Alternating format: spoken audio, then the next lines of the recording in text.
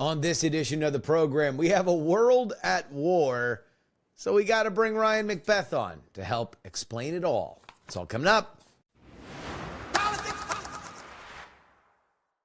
Hello and welcome everybody to the Politics program for August 15th, 2024. Your old pal Justin Robert Young joining you from Austin, Texas.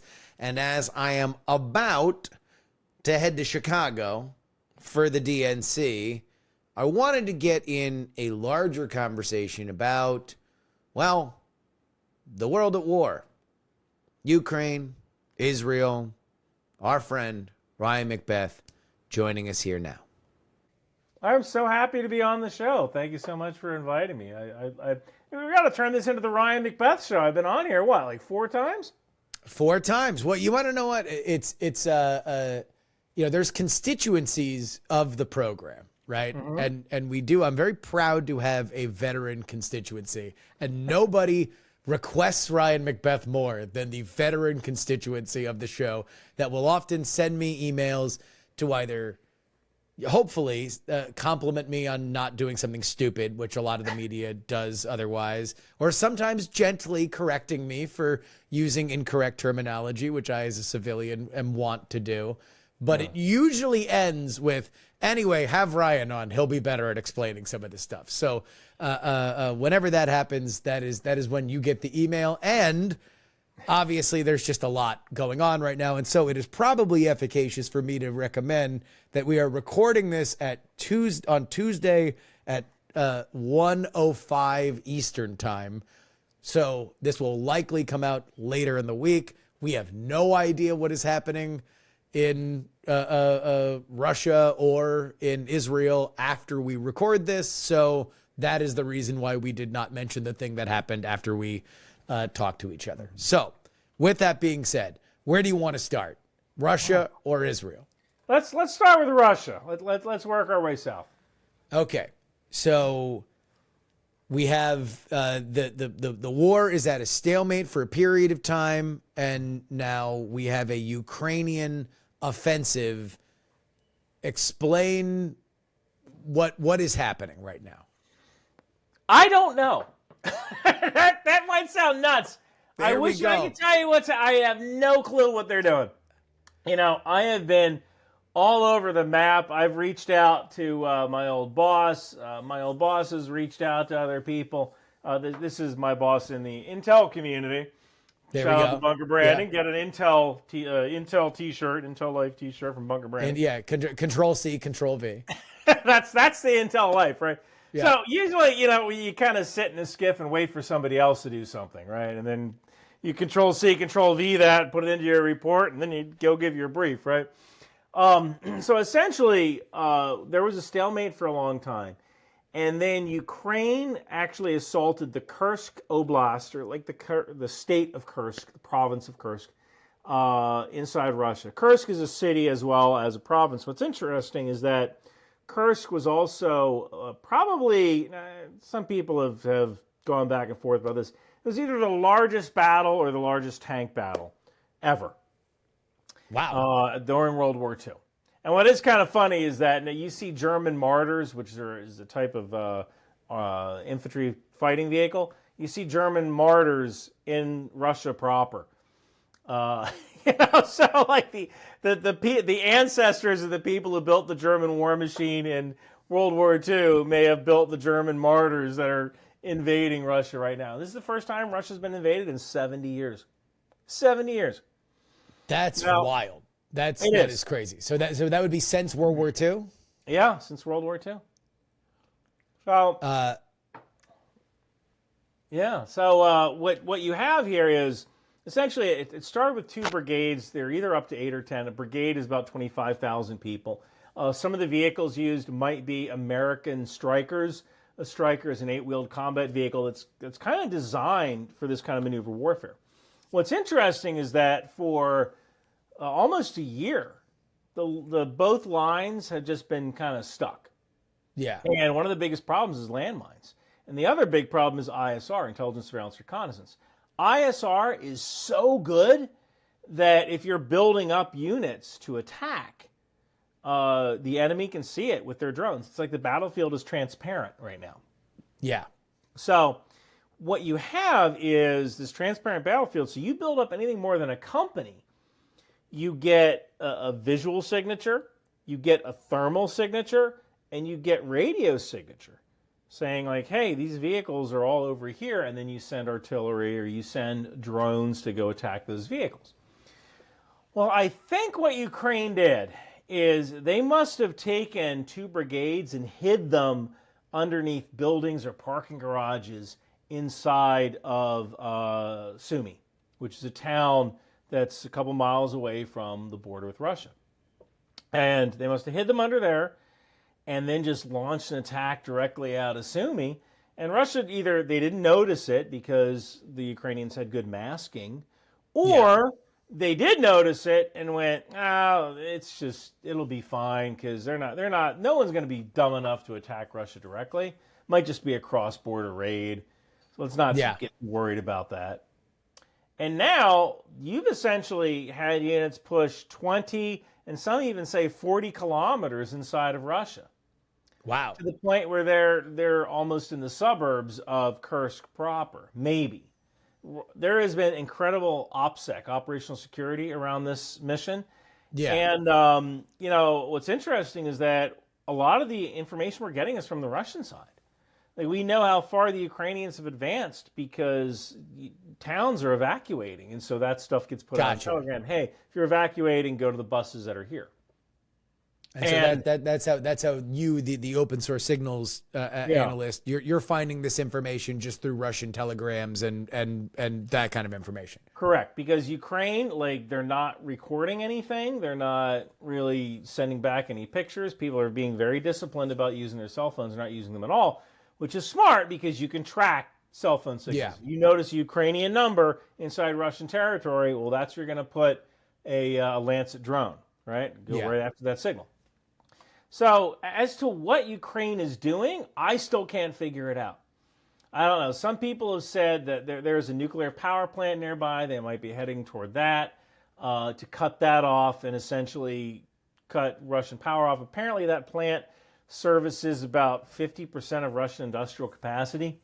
So steel making and electricity generation, it serves about 50% of that. Maybe they're heading toward that.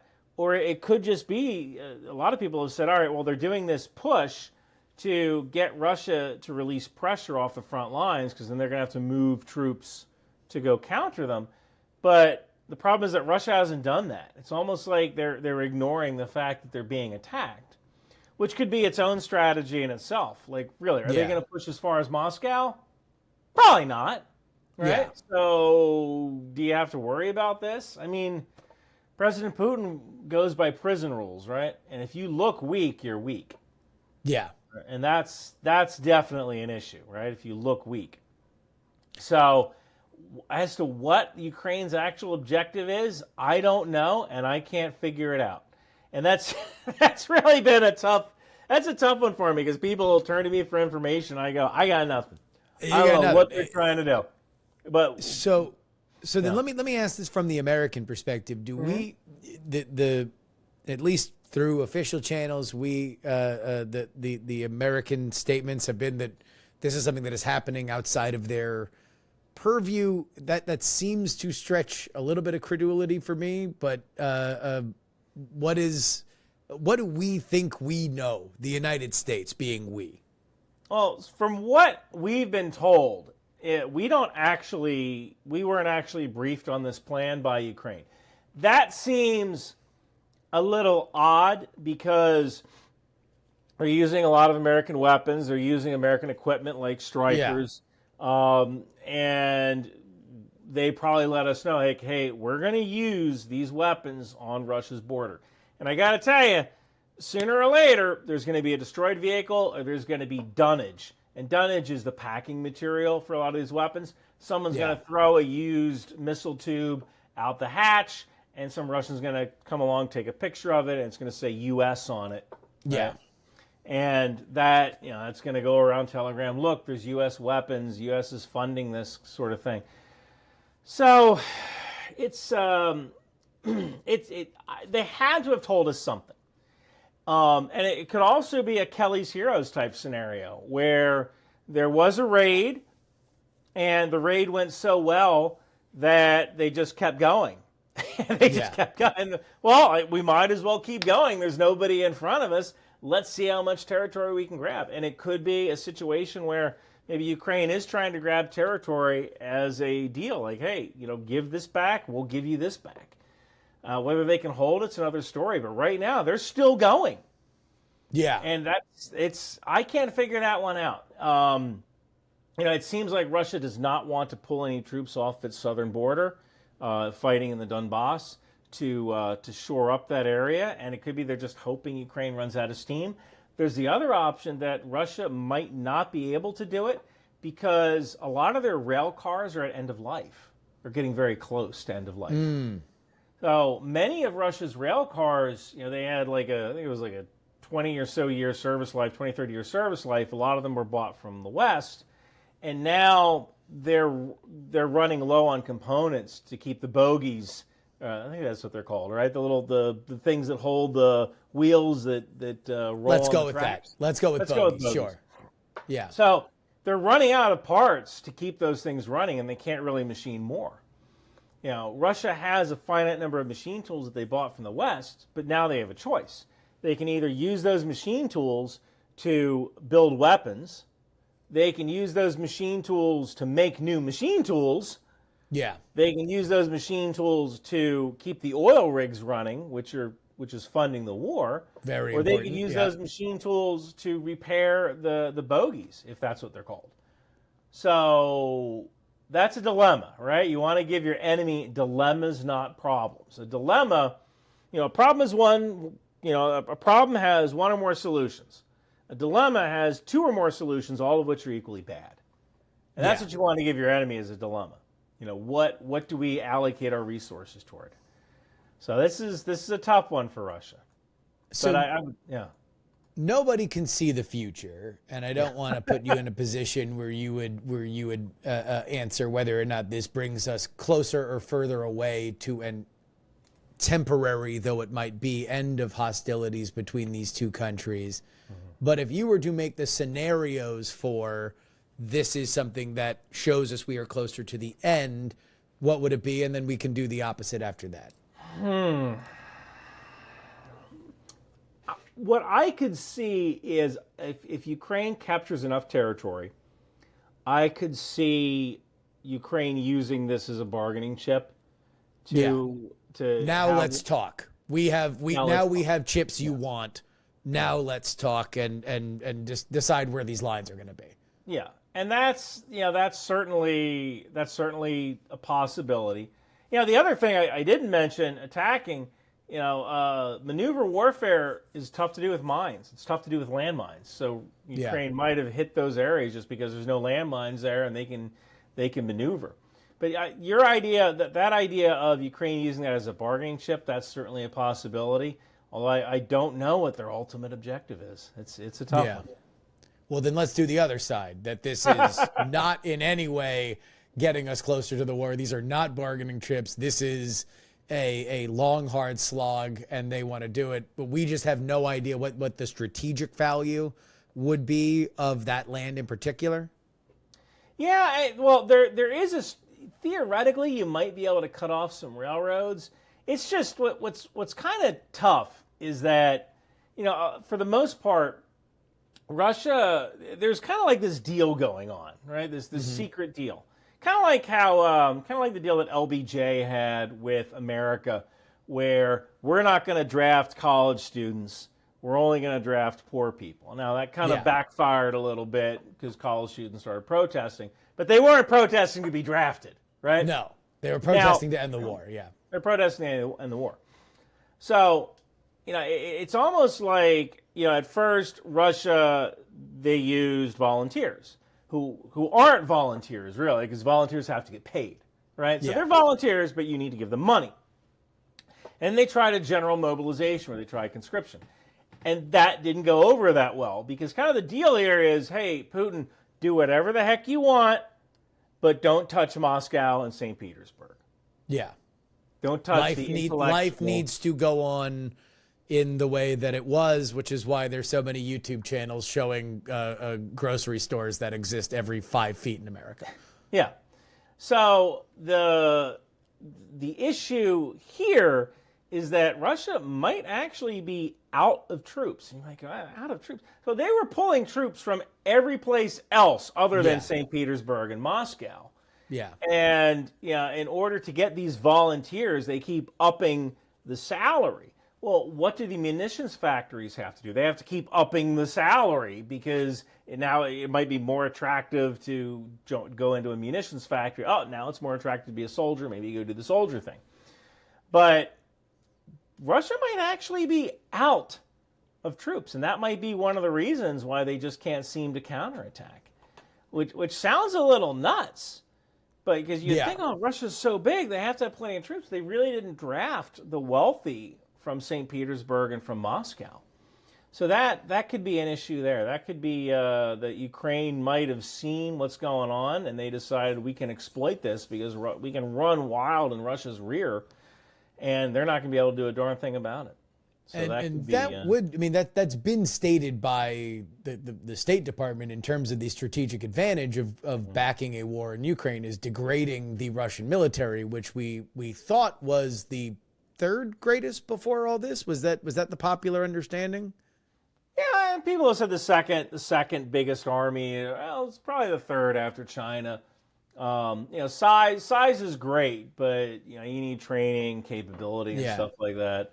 So you could call it the third largest. It might not be the third best. The third best, sure, yeah, but it was certainly in the ranking in the as we enter college football season in the top 5 before all this happened, and we have seen obviously a degradation of that. So it is curious. We'll have to keep an eye on it as to whether or not this is a significant, like a running low on crucial elements of the war machine kind of deficiency for Russia. Although, who does that? I mean, I guess that brings me back to this one question: closer or further away from at some point people with different flags on either side of a table sitting down in Vienna or wherever they would discuss any kind of cessation of violence? They'd probably do it in Turkey or Saudi Arabia. But I think, every day is closer to that day. Yeah. Right.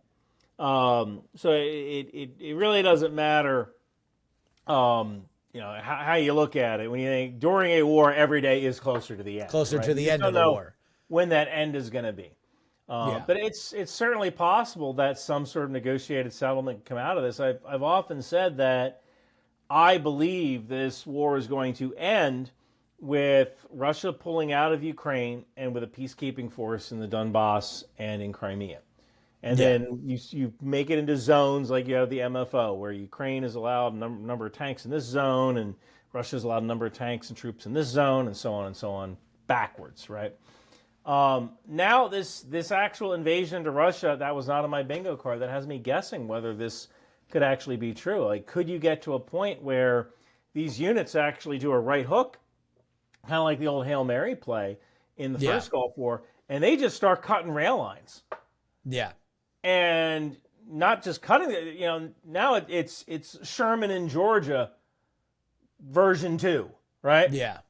Sherman in Georgia 2.0, where now you have this Ukrainian unit that cuts right and starts going south and just starts cutting rail lines as they go, living off the land, cutting rail lines, and eventually that just starves the Russians out, starves them out of food, fuel, and munitions in order to keep fighting. And then what do you do? Yeah. I would assume either something extraordinarily violent that takes things up to a certain level, or you start negotiating, or both. I mean, that from the cheap seats who has no idea how any of this goes, but just taking a wild guess based on history, is that it escalates things to an end game faster. Or you surrender. But is that in the playbook? Does Putin know the S word? Well, his troops might surrender. Now, one of the things that I've been told, and I don't know if this is real, I don't know if this is actually happening, but there is one rumor that Russian soldiers have turned their weapons around and are fighting on Ukraine's side, that some troops they've come to have said, all right, we're going to join up with you guys. I don't know how true that is. I would certainly want to vet these people first. And I think that might, maybe a couple of units did, or maybe a couple of people did. It's one of those things where it gets, that's a little too romantic, right? Very like Les Miserables, like, everyone come to the barricade kind of thing. So I don't know if that's really happening, but it's certainly nice to think that one of the ways this could turn around is if there is a genuine mutiny. It's easy to be pro-Russia and it's easy to stand for your country when you're getting food every day and you have enough ammunition to fight. But then all that gets cut off. You run out of food, you run out of water. People are going to be going, what do we do? Yeah. Do we self-surrender to the Ukrainians? I'm hungry. I haven't eaten in a couple of days. Or when that happens, it gets kind of easy for someone in a unit to say, who's the fault? This is the fault of the officers. Yeah. Let's go get them. Yeah. You know what? Let's go north. Let's keep going north until we find the people who did this. But at this point, we are in total conjecture zone because we have no general idea of exactly why this is happening, and so we will leave it there.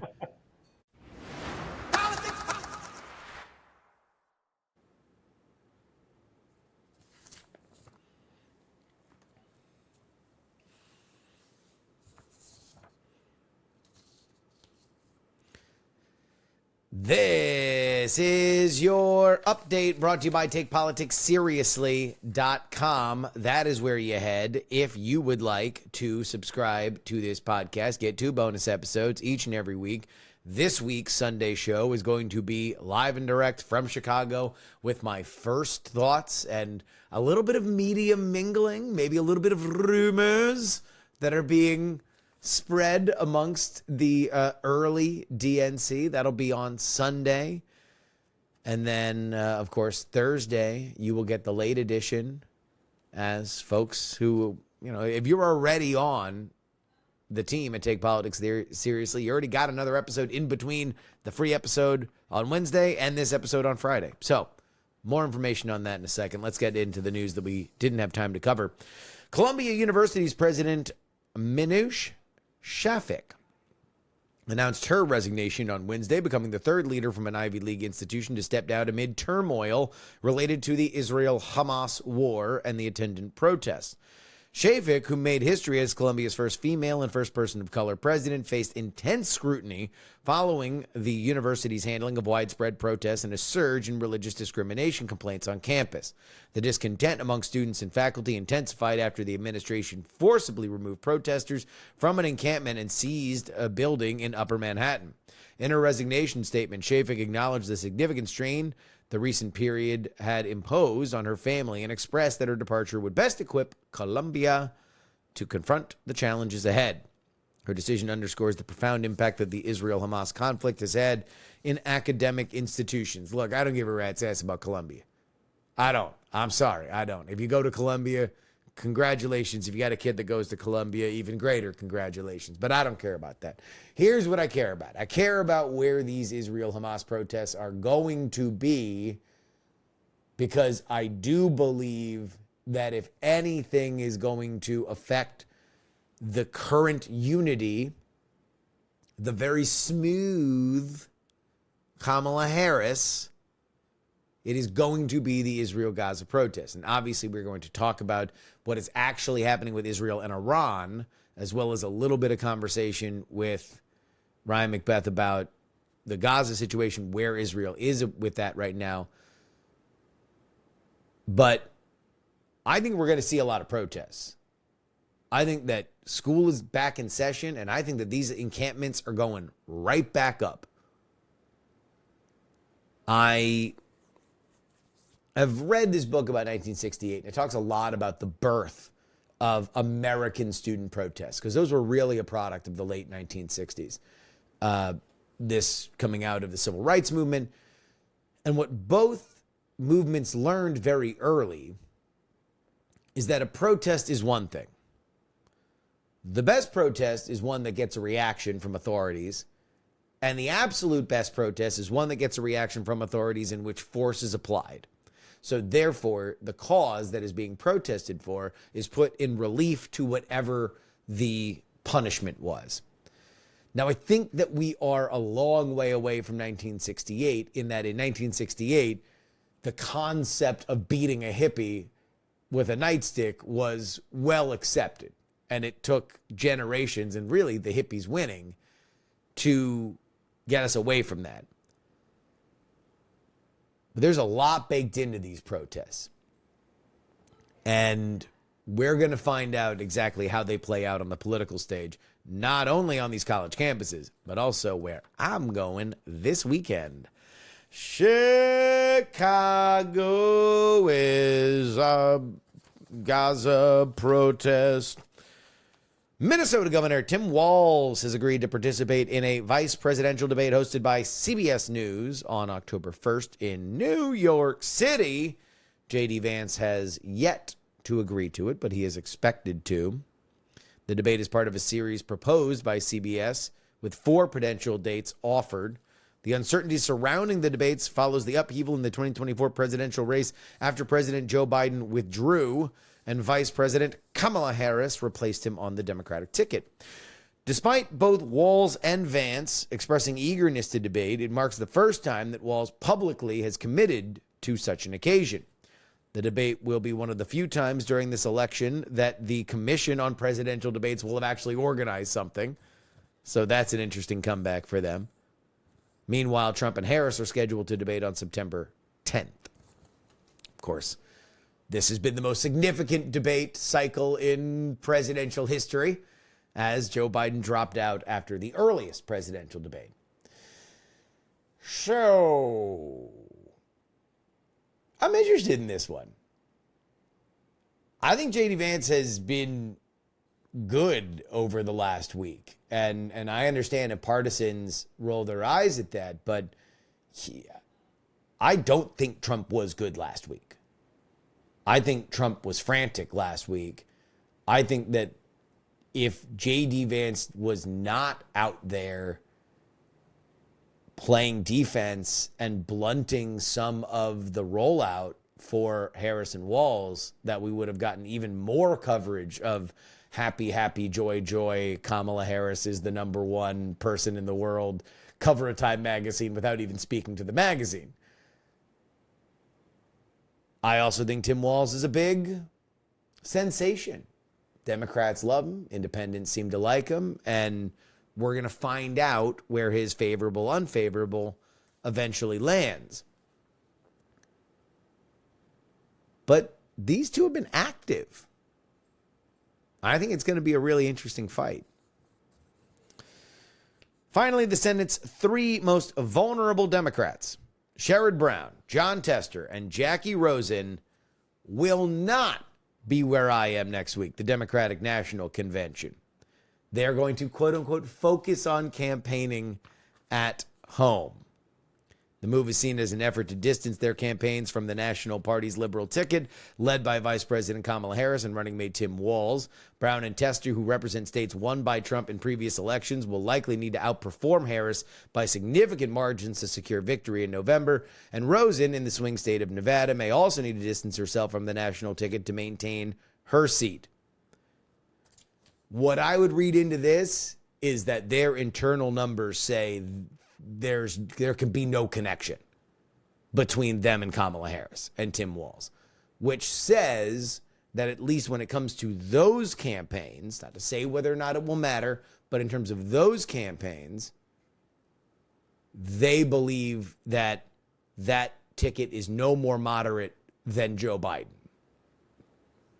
Because that would be the difference. Would they have attended with Joe Biden? And the argument I think you would say is that not only would they not show up, but you'd see other Senate candidates not show up.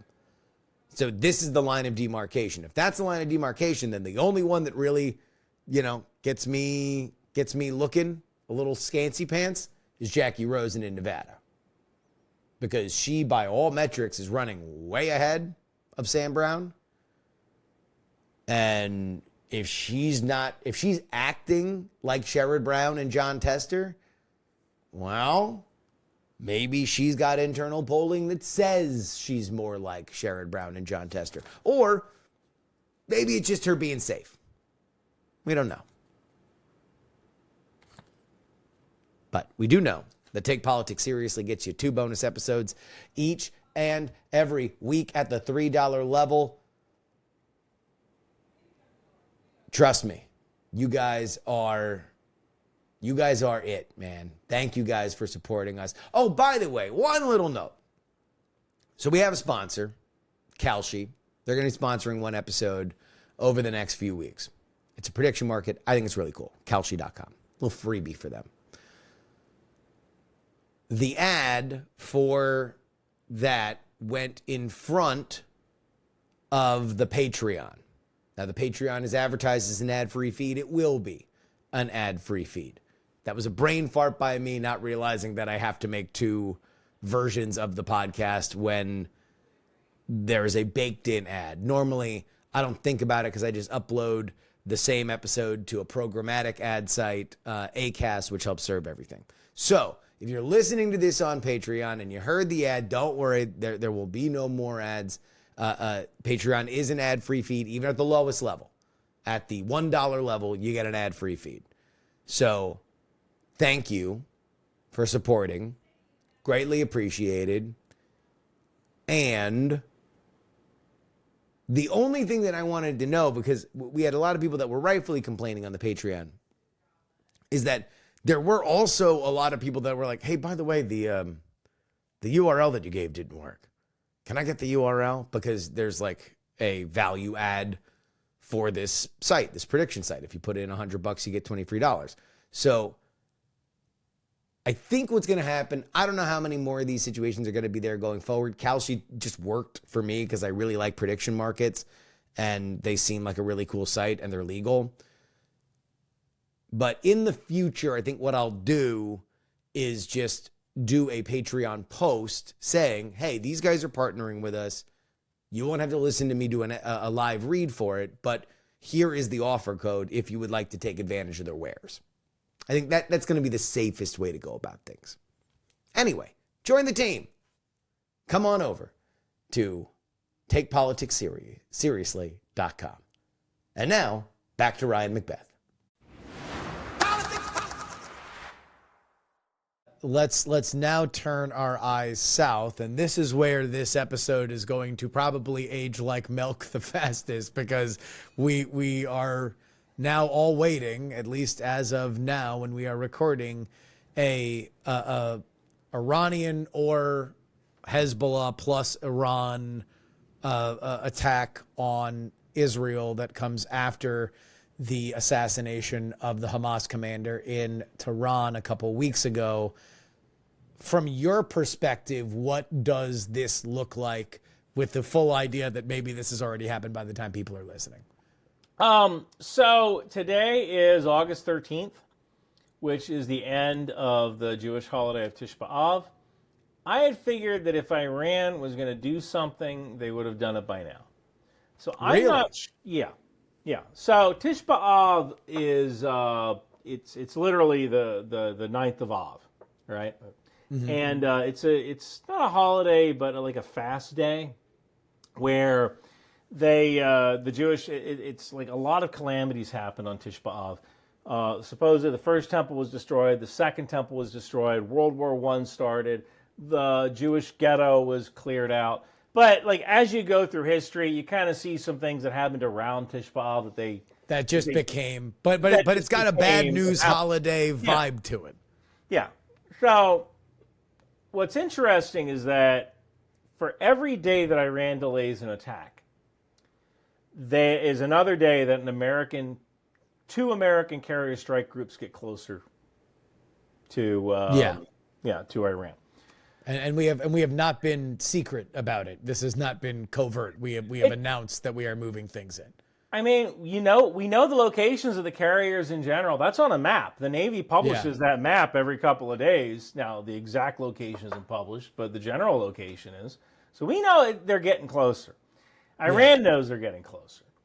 And what Iran does not want to do is, they just got a new government installed, and this might be one of those cases where they either miss their window to retaliate, or they're gonna think about, they might have some kind of small retaliation, maybe done through Hezbollah, nothing actually coming from Iran, or maybe they do nothing. And doing nothing would actually be the best option, because you have the supreme leader of Iran.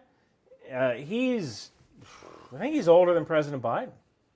He's got to be in his late 80s, early 90s. I will look that up, but go ahead. Mm-hmm.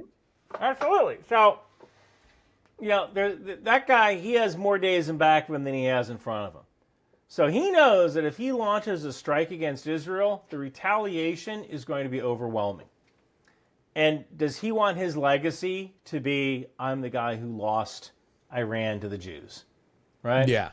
So you could either take a little bit of egg on your face, or, from the assassination, or you could try to launch an attack against Israel that is not going to go well for you during the counterattack. So Khomeini, the current supreme leader, 86 years old. 86. Is that older than President Biden? It is as old as Biden would have been if he had successfully won a second term. So, he is up there, 86. Yeah. So, I wouldn't want that to be my legacy. I'm the guy that caused Israel to counterattack, that destroyed a good portion of my infrastructure, right? So I could easily see nothing being done. Or maybe something small from Hezbollah. And what's kind of weird is that Hezbollah is no longer a terrorist organization. Hezbollah is kind of the quasi-government of Lebanon. So what does that mean? Well, it means they have things to lose. If you're a terrorist and you do some terrorism, you shoot up a soccer stadium or something like that, you can go to ground for a couple of years, maybe hide in some African country for a little while. But now you're essentially part of the government of southern Lebanon. Now you have civil servants whose job it is to issue out parking citations and marriage licenses, and you might be doing business licenses as well, and that is a revenue stream. So if you have a pretty cushy job as a Hezbollah commander, you really want to go to war with Israel and lose all that, because that's what's going to happen. Well, how much does Hezbollah rely on Iranian money? Would be what my question is. That's a good question, but if you have a good grift going on, you really want to get rid of that? Well, it depends, right? It depends on which one pays more. Like, are you making money in the civil serviture of southern Lebanon, or are you making money whenever the PayPal hits from Tehran? When it comes to corruption, I don't know if there's ever enough, right? Yeah. That's a good one. I don't know if there's ever enough money when it comes to corruption. So one could be more durable, is what you're saying. Is that at a certain point, the money from Tehran can rise and fall, but if you are plugged into the world of essentially running a protection racket in southern Lebanon, then that's going to be there, because no one's going to kick you out of southern Lebanon. If the government couldn't do it when you were a terrorist organization, no one's going to do it now. Yeah, you're absolutely right. And so I could easily see there's some people in Hezbollah going like, they're looking at what happened in Gaza, and they're like, if we let that happen here, we're losing everything. We're losing everything, right? Yeah. The grift especially is when gone. Was it their number two or their number one rockets guy got blown up a week and a half ago? Yeah, I believe so. Yeah. And that's like, everyone has to know they're on a list, right? Yeah. And Israel, they're just one bomb away. They're just one bomb away from ending your life, right? Or ending everything you know, right? Or destroying the business that you built. And so it could just be one of those things where they might launch a couple of token missiles toward Israel just to show solidarity, but they don't want to launch too many. They almost bought it when that Drew's soccer game was hit. Yeah. That was almost like the final straw there. And that's where you saw Israel launch a a targeted attack at the head of rocketry for Hezbollah and blew his apartment up. And that was in the burbs, right? That wasn't like, or it was in a neighborhood. It wasn't, any kind of remote location. So then let me ask you about a broader Israel question, because Netanyahu comes to America. Obviously, there is a speech that gets a lot of attention. He meets with Biden. He meets with Harris. He meets with Trump down in Mar-a-Lago. And then at some point, he goes back, and all of a sudden, it's the final 5 minutes of The Godfather, and Hezbollah people are getting taken out. Hamas people are getting taken out in the war zone. And then in a fairly audacious move that to me, I don't know if you, and again, from the cheap seats, I don't know about intelligence in general, but I would guess that if you've got a bomb in the garage of a place where high value targets are kept in Tehran, you don't pull that pin unless you want everybody to know that A, you got the exact target you wanted, and B, everyone can be touched, because if we got the exact guy we wanted in that garage, then God knows what's in your garage, and you're assuming that it might be swept and other stuff might be found. So you better be sure you get what you want. Why did we see this action from Israel, which they had not shown the willingness to do up until they did it a few weeks ago? Well, it could have just been their way of saying we can reach out and touch you anytime we want. Yes. And they might have had to burn a lot of assets. I would not be surprised if the IRGC was involved, like some elements of the IRGC. I would guess so. If that a place that's guarded by them as a bomb in the garage. And they had to get the heck out of that country. So they had to spirit those Iranians the heck out of there. And once you do that, it's burnt. Everything's burned, right? Yeah. So it might have been one of those situations where that was your trump card, and now like you're back to just low level assets. And even those guys are probably pretty skittish now. So I would not be surprised if Savak. The secret police under, I think they still call it SAVAK, right? They, I would not be surprised if those guys are running around rounding up everybody, right? Yeah. And they're going to find out who was the bad guy, right? Or who did this. But those people are probably gone. They're probably in Turkey or probably not Israel, probably Africa, or spirit them away to someplace in Europe where, if I was an IRGC commander, I had a little bit of money, I'd be putting that away into a bank account. Maybe Israel's saying like, hey, when all this is over with, we're going to send you to France and your family, right? Yeah. So those assets are gone. They got to start from square one now.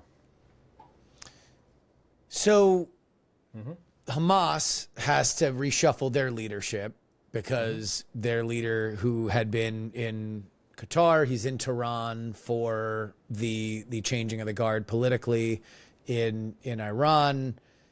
He gets exploded, and now you have Yahya Sinwar, the man who masterminded October 7th, who is in the bunker somewhere in Gaza. He now is the political might of Hamas. He is now not only the military might, but also the political might. Everything kind of goes through him. Where does that leave this Gaza incursion? I'm not entirely sure.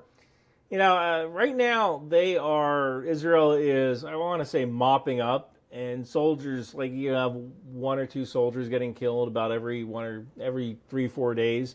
So it's now a low intensity operation. I'm not entirely sure how they actually extricate themselves from this situation. It could just be something as simple as they develop some sort of border forces, or I've said develop an internal militia, or they get people from the West Bank to come over and police it. I don't know whether that's going to happen or not. But I'm not entirely sure the Israelis even know it's going to happen.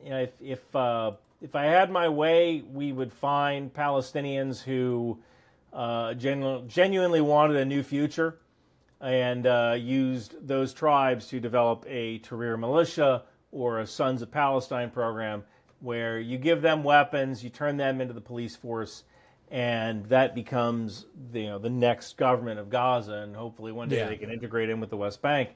But I'm not entirely sure, and I'm not sure if Israel is entirely sure, because it seems like right now they're just kind of going from building to building. They're mopping up, or they're selectively targeting buildings, perhaps where there may be indications of hostages.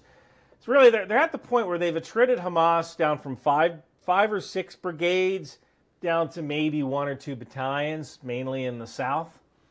So at this point, they've probably attrited them enough that they're not going to be able to do any damage for another 20 years. Israel calls that mowing the grass. Occasionally they go in and they mow the grass. So this might be a situation where they've attrited Hamas down to 1 or 2 battalions. They have the border at Egypt. They have the Rafah border crossing. So it's going to be a lot more difficult for Hamas to rearm, because a lot of weapons are smuggled in through Egypt. And now it's just a question of, all right, what do we do? How do we find the remaining hostages? And that's kind of that's the big card, right? Like it'll be done when all the hostages come home, but when that's going to happen, I don't know. Do you think that this ends with Yahya Sinwar alive? No, I don't see that. They're going to get him sooner or later.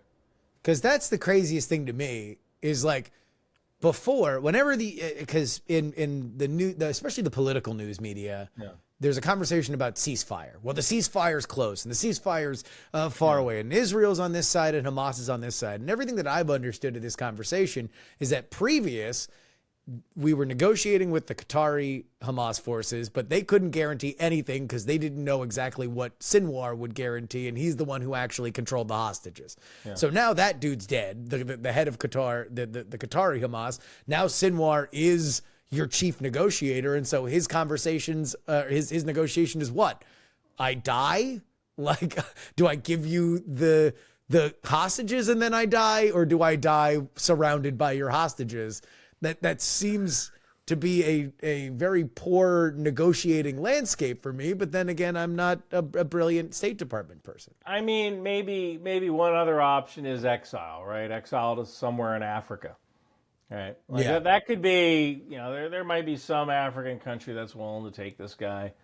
Because he's a dead man either way, right? Unless he gets a deal with the Israelis where they let him walk out of there. I don't know if that's going to happen. They let him walk out of there to some African country. I mean, for a Mossad force that was killing like 90-year-old Argentinians, like when I was alive, I don't think that's necessarily. If I were Sinwar, here's a sentence I didn't see myself saying today. If I were Sinwar, I would not take the deal. I would say, look, it's martyrdom or nothing. Like, it's either I bury myself deep enough that I make it so uncomfortable that Israel has to pull back, and I'm the guy that beat him, or I'm a martyr for the rest of my memory, and that's that. And he's said stuff like that in WhatsApp channels that we've seen. So I don't know. Last question here, in terms of all of what we've discussed. There has been escalation. And from my perspective, as somebody who has seen this timeline very much through the lens of the election, all of it happened at a point where we are now in a very bizarre moment of American leadership, where we have an American president, but the American president doesn't have a future because he's now no longer running for office, and they are not entirely aligned with the vice presidency, because politically the vice president wants the ability to diverge a little, especially on things like Israel. I know you like to stay away from politics, but is the escalation in both of these fronts, do you see them as at all connected? I don't actually see them as escalation. Okay. Yeah, look, if you're talking about Ukraine, that's not really an escalation. It's part of war. We need to get. I'm starting to hate this term, freaking escalation. Okay. There should be one speed, and that's foot to the freaking floor. Because this whole we're going to be proportional, that's caused so much freaking harm and caused so many freaking casualties. Kind of the best way to end a war is to freaking end it, right? Just go until there's a end point. Yeah. Within the law of war, like you can't be bombing hospitals and stuff like that or killing civilians, but go as hard as you possibly can until you actually hit the end game. That is kind of what Ukraine's doing here. I don't view that as an escalation. I view that as part of war. Yeah. And when it comes to escalation, the kind of one of the reasons I think it's kind of silly to talk about escalation in the term of Israel and Iran is that the ultimate end state of a war would be one country has to invade the other. Like that's what you kind of have to do. You invade a country to kill enough people so that you either break their will to fight or you eliminate their ability to fight, meaning destroy all their factories and their ability to create weapons. Israel cannot invade Iran. They don't have the troops. They don't have the logistics. Iran cannot invade Israel. They don't have the. They do have the troops. They just don't have the logistics to get them over there. So what we're talking about is escalation. But they launch missiles and fighter planes at each other for a week until they run out. And now what? Yeah, you have some damage. You clean it up, and you're kind of back to where you were. So the whole escalation thing, it doesn't really make any sense because the status quo is not going to change. You're just going to kill a bunch of civilians, right? So I don't really see the term as escalation as all that valid because you have nowhere to escalate to. You're kind of already at the status quo. Well, in that case, we will just thank our friend Ryan McBeth, of course, on YouTube, doing great work. It is an extraordinarily informative channel if you want just a sense of not only the macro, but also the micro, all the little things that might pop up, detritus on the internet that you're like, well, wait a minute, why did that happen? You do a fantastic job. Do you have anything coming up? Oh boy, I actually read Project 2025. Okay, I read all 900 pages. So there was an active measures document that was put out. An active measure, essentially a propaganda document. So someone on the left put out this propaganda document about Project 2025. Now, don't get me wrong. When you read Project 2025, it kind of there's actually some pretty good ideas in there when it comes to what they want to do with the military, like 355 ship Navy, not a bad idea.